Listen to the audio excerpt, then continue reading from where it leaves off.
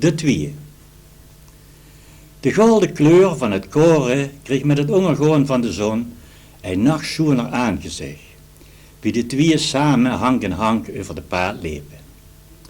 Door de jaren heen hadden de boerenkerren sporen aan de zijkanten gemaakt, zodat ze toch een beetje uit terrein liepen. Overmorgen moet ik mij bij de soldaten melden, zei hij met een beetje verstikte stem. Dan zien we ons in een hele tijd niet. Maar als ik terugkom, dan zal ik bij je thuis gaan praten dat we hier met een willen trouwen. De mensen als toe op mij wil wachten. Het meisje leeft nog het krommer als voorheer. Of het leid van de ganse wereld ineens op zijn schoudertjes terecht kwam. Kent ze dat niet nu al vragen, zei het meisje. Dat is voor mij fijner om naar u te kijken. En het geeft mij meer zekerheid.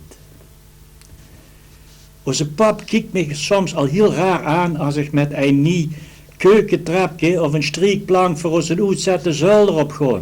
Om bij het ander grij te zetten.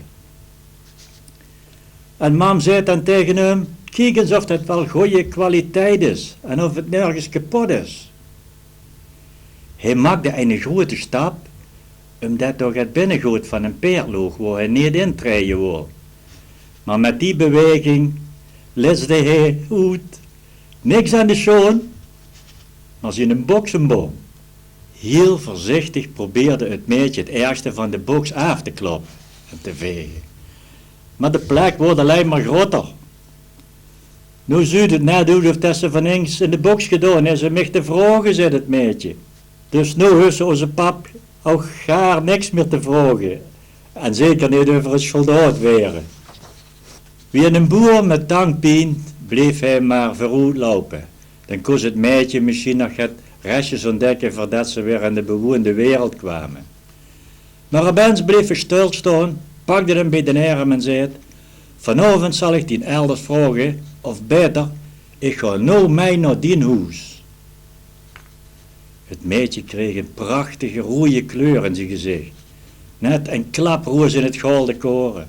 Het was net of het nu alle mussen tegelijk hetzelfde liedje begonnen te fluiten. En het meisje had het gevoel of dat het minstens 10 centimeter boven de grond zweefde.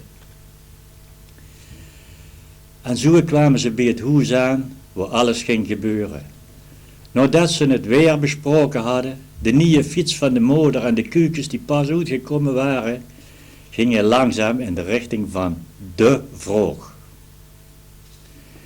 Heb je er bezwaar tegen dat ik met uw dochter wil trouwen, wel pas als ik terug van dienst kom en een goed inkomen heb?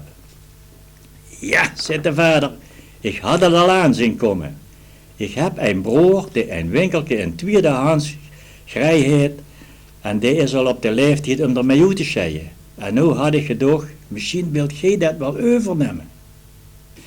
Een eigen zaak, daar had de jongelui maar van kunnen druimen en zeker in een tijd dat het slecht ging met de economie en het werk niet voor het oprapen loog. Hij bedankte de elders heel erg hartelijk voor de dochter en het winkeltje. Wie hij later afscheid had genomen en fluitend naar huis ging, liep hij bij zichzelf de dag nog een snor. Een schoenmeisje aan de hank, wel gaat peerskeutelen aan de box, maar met de voet in de boter gevallen.